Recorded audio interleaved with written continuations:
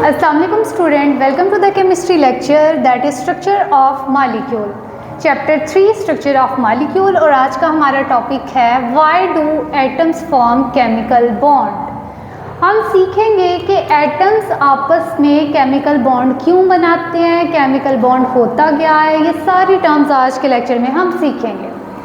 Okay, हम start करते हैं अपना लेक्चर डेली लाइफ की जनरल एग्जांपल से।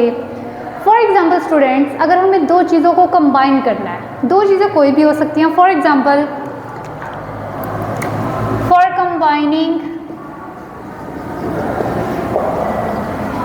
थिंग्स इन डेली लाइफ, जैसे कोई भी आप एग्जाम्पल ले सकते हैं। हम ले लेते हैं पीस ऑफ पेपर्स। हमारे पास 2 पीस ऑफ पेपर्स हैं, 2 pieces of paper.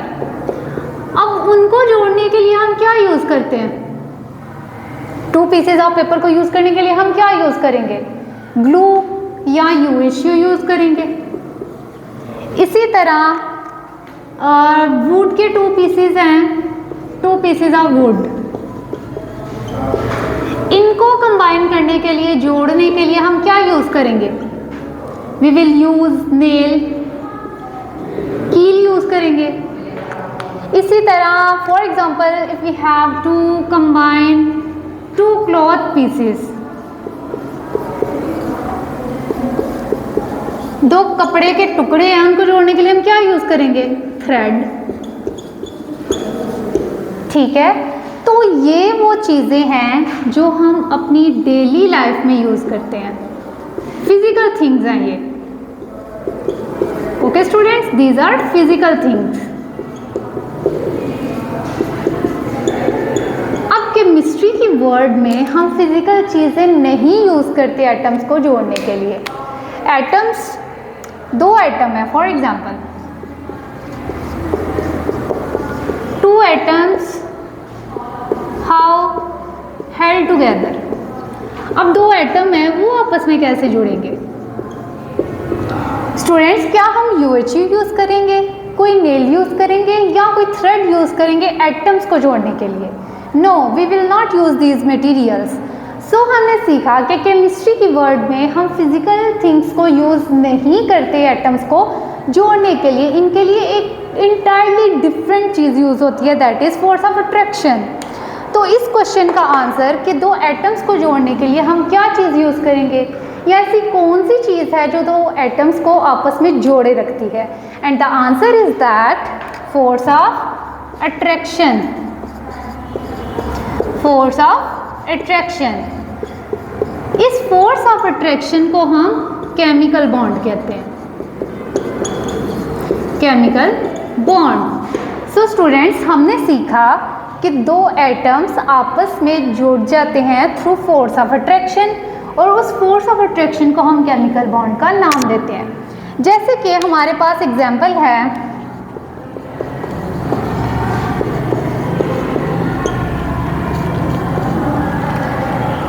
For example हमारे पास हाइड्रोजन है और क्लोरीन है। हाइड्रोजन पे कौन सा चार्ज होता है? पॉजिटिव, और क्लोरीन पे negative.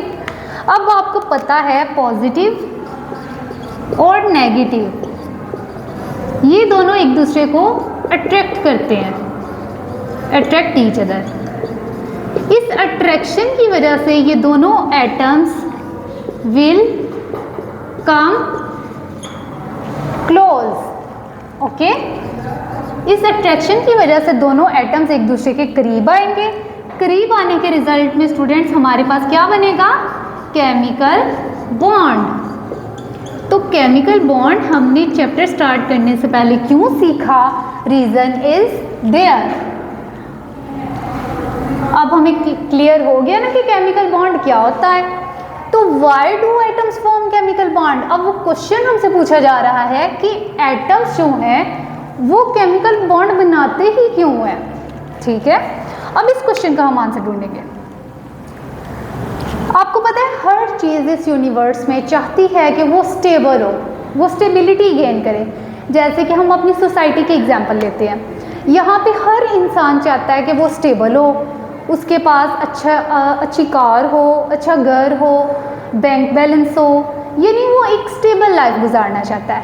Same like that chemistry की वर्ड में सारे एटम्स चाहते हैं कि वो स्टेबिलिटी गेन करें, स्टेबल हो जाए।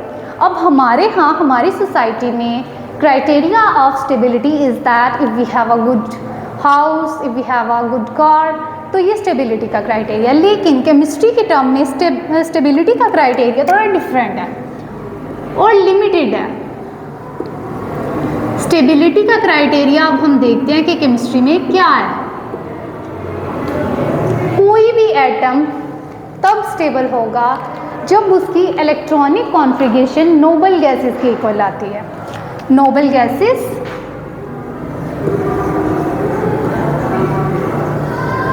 ग्रुप 18 से बिलोंग करती हैं। जब किसी एटम की इलेक्ट्रॉनिक कॉन्फ़िगरेशन नोबल गैस के इक्वल आएगी तो वो स्टेबल होगा, NH2 NP6। तो जब भी कोई एटम इलेक्ट्रॉनिक कॉन्फ़िगरेशन गेन करेगा किसके इक्वल, नोबल गैस के इक्वल, तो तब वो एटम क्या होगा, स्टेबल होगा। अब ये जो मैंने कॉन्फ़िगरेशन लिखी है NH2 NP6, इसका मतलब क्या है? जैसे फॉर एग्जांपल हमारे पास नोबल गैसेज है हीलियम, नियॉन, क्रिप्टॉन, आर्गन, ठीक है, ये हमारे पास क्या है, हमारी नोबल गैसेज है।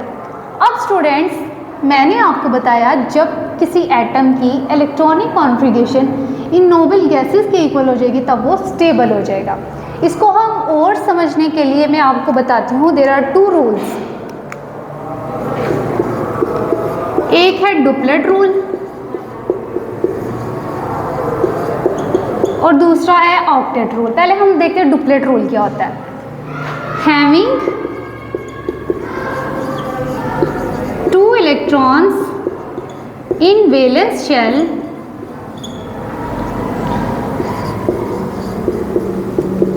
is called duplet rule. किसी एटम के वैलेंस कहते हैं outermost shell, last shell, किसी एटम के वैलेंस शेल में लास्ट शेल में 2 इलेक्ट्रॉन्स की प्रेजेंस हो तो हम कहेंगे दैट इज डुप्लेट रूल, यानी वो एटम डुप्लेट रूल को फॉलो कर रहा है और वो स्टेबल है। फॉर एग्जांपल हीलियम की हम एग्जांपल लेते हैं। हीलियम का एटॉमिक नंबर क्या होता है, हीलियम 2। अब देखें स्टूडेंट्स, ये हीलियम का nucleus, this is first shell. अब मुझे बताएं इसका एटॉमिक नंबर 2 है, यानी इसके आउटर मोस्ट में कितने इलेक्ट्रॉन्स हैं, 2 इलेक्ट्रॉन्स हैं। 2 इलेक्ट्रॉन होने की वजह से हीलियम जो कि एक नोबल गैस है, दिस इज स्टेबल। ये क्यों स्टेबल है, क्योंकि ये डुप्लेट रूल को फॉलो कर रही है, डुप्लेट रूल को फॉलो कर रही है। इसके वैलेंस शेल में 2 इलेक्ट्रॉन है, that is why this is stable. अब दूसरे एटम चाहते हैं कि हम भी हीलियम की तरह बने या बाकी नोबल गैसेस की तरह इलेक्ट्रॉनिक कॉन्फ़िगरेशन अचीव करें ताकि हम भी स्टेबिलिटी गेन करें। तो हमने देखा कि हीलियम जो कि एक नोबल गैस है, इसके valence, this is the valence shell, valence shell को हम आउटर शेल भी कहते हैं। इसके वैलेंस शेल में या आउटर शेल में 2 इलेक्ट्रॉन है, so this is a stable. इसी तरह हम देखते हैं what is octet rule. Octa means octet rule, octa का मतलब होता है 8।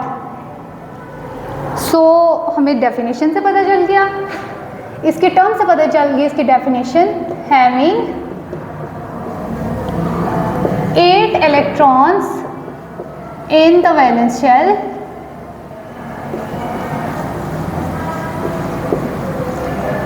is called octet rule।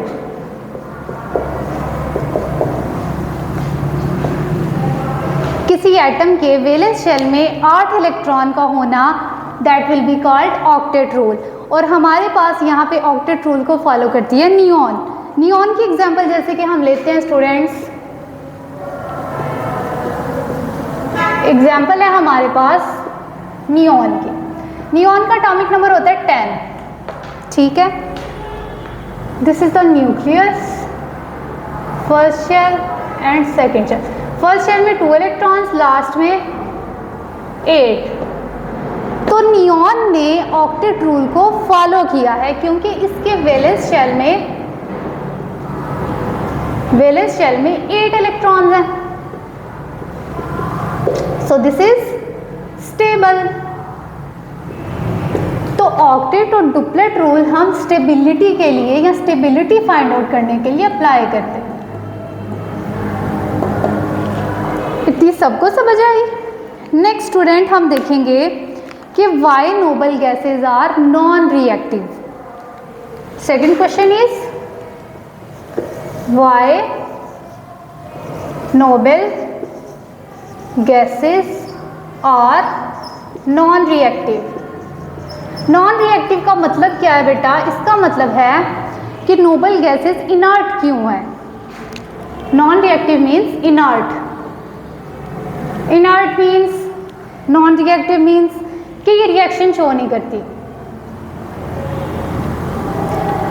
दूसरे एटम्स के साथ ये रिएक्शन शो नहीं करती। तो ऐसा क्यों होता है? क्यों नोबल गैसेज नॉन रिएक्टिव है, इनर्ट है, रिएक्शन शो नहीं करती? तो इसका रीज़न तो हम यहाँ ही पढ़ चुके हैं।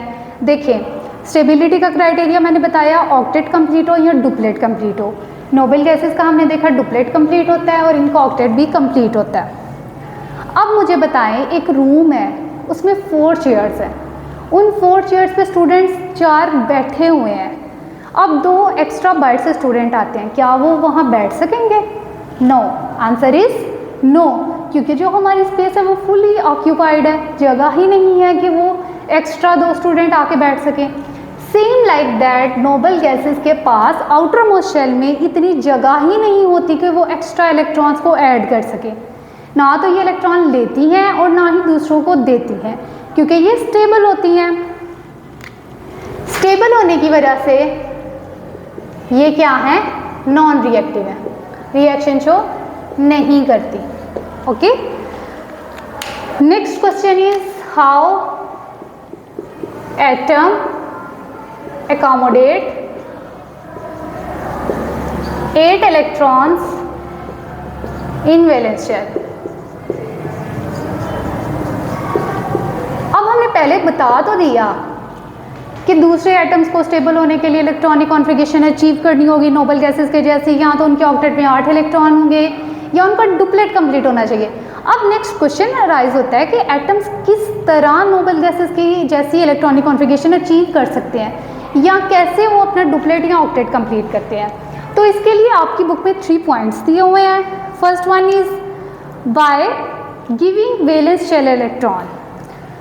First is giving valence shell electron if they are less than 3। इसकी एग्जांपल लेते हैं ग्रुप फर्स्ट के जो एलिमेंट है, हाइड्रोजन, लिथियम, सोडियम। ये क्या करते हैं? इनके वैलेंस शेल में 3 से कम इलेक्ट्रॉन्स है, इनके वैलेंस शेल में जस्ट 1 इलेक्ट्रॉन है, इसलिए वो अपना 1 इलेक्ट्रॉन दूसरों को दे के खुद स्टेबल हो जाते हैं। जैसे हम एग्जांपल लेते हैं सोडियम की, Na10। Na10 में देखें, सोडियम 10, फर्स्ट शेल में 2 इलेक्ट्रॉन, 8 और लास्ट में 1 इलेक्ट्रॉन है। लास्ट में क्या है? 1 इलेक्ट्रॉन। अब देखें, इसका जो थर्ड शेल है वो कंप्लीट नहीं है क्योंकि उसमें जस्ट 1 इलेक्ट्रॉन है। इसका सेकेंड शेल देखें तो वो ऑक्टेट रूल को फॉलो करता है, उसमें 8 इलेक्ट्रॉन है, 1 2 3 4 5 6 7 8। अब सोडियम क्या करता है? अपने आउटर मोस्ट से इस 1 इलेक्ट्रॉन को निकाल देता है, ठीक है, गिव करता है, दूसरों को दे देता है, गिविंग इलेक्ट्रॉन। फर्स्ट रूल है by giving valence shell electron, अपने वैलेंस शेल से ये एक इलेक्ट्रॉन को निकाल देता है ताकि इसका जो सेकेंड शेल है एटलीस्ट वो तो ऑक्टेट रूल को फॉलो करे ना। इस तरह करने से इसकी जो इलेक्ट्रॉनिक कॉन्फ़िगरेशन है वो नोबल गैस नियॉन के इक्वल आ जाती है। इस तरह सोडियम स्टेबल हो जाता है। सेकेंड है गेनिंग, गेन करना, लेना। अपने वैलेंस शेल में किसी दूसरे एटम से इलेक्ट्रॉन ऐड करवाना ताकि ऑक्टेट कंप्लीट हो जाए। और ऐसा करते हैं ग्रुप 17 के इलेक्ट्रॉन्स एटम्स, जैसे कि क्लोरीन है, एटॉमिक नंबर क्या है इसका 17। अब ये क्या करता है, एक इलेक्ट्रॉन सोडियम से ले लेता है और इसके वैलेंस में फिर 8 इलेक्ट्रॉन्स हो जाते हैं। वैसे इसके वैलेंस में 7 थे, एक इलेक्ट्रॉन इसने सोडियम से लिया, ठीक है। एक इलेक्ट्रॉन सोडियम से ऐड करवाने के बाद इसकी ऑक्टेट में कितने हो गए इलेक्ट्रॉन्स, 8 इलेक्ट्रॉन्स हो गए। इस तरह ये क्या हो गया, ग्रुप 17 के एलिमेंट्स भी खुद को स्टेबलाइज कर लेते हैं। Third is by sharing. Sharing is caring. Sharing की वजह से क्या करते हैं, एटम्स क्या करते हैं, खुद को स्टेबलाइज करते हैं। जैसे कि हम एग्जांपल देखें स्टूडेंट्स, हाइड्रोजन और क्लोरीन की, ये दोनों आपस में कोवेलेंट बॉन्ड बनाते हैं, शेयरिंग करके एक दूसरे के साथ जुड़ते हैं। एक का डुप्लेट कंप्लीट हो जाता है, दूसरे का ऑक्टेट कंप्लीट हो जाता है। इस तरह ये दोनों क्या करते हैं, अपनी इलेक्ट्रॉनिक कॉन्फ़िगरेशन जो है नोबल गैस के इक्वल कर लेते हैं और खुद स्टेबल हो जाते हैं। अपना लेक्चर हम रिव्यू कर लेते हैं थोड़ा सा। सबसे पहले हमने देखा why do atoms form chemical bond. सबसे पहले हमने देखा कि केमिकल बॉन्ड क्या होता है। केमिकल बॉन्ड एक फोर्स ऑफ अट्रैक्शन होती है जो एटम्स को आपस में जोड़ के रखती है। फिर हमने देखा स्टेबिलिटी का क्राइटेरिया क्या है कि एटम्स के इलेक्ट्रॉनिक कॉन्फ़िगरेशन नोबल गैसेस के इक्वल आनी चाहिए। ऑक्टेट रूल को देखा, हैविंग 2 इलेक्ट्रॉन्स। डुप्लेट रूल को देखा, having 8 electron in valence shell. तो ये स्टेबिलिटी का क्राइटेरिया। उसके बाद हमने देखा कि नोबल गैसेस नॉन रिएक्टिव क्यों होती हैं, इसलिए नॉन रिएक्टिव होती हैं, उनका वैलेंस शेल कंप्लीट होता है, ना वो किसी से इलेक्ट्रॉन लेती हैं ना ही देती हैं, इसलिए ये स्टेबल होती हैं। फिर एटम्स 8 इलेक्ट्रॉन वैलेंस शेल में कैसे अकोमोडेट करते हैं, by giving, gaining and sharing. I hope you will understand. Thank you so much.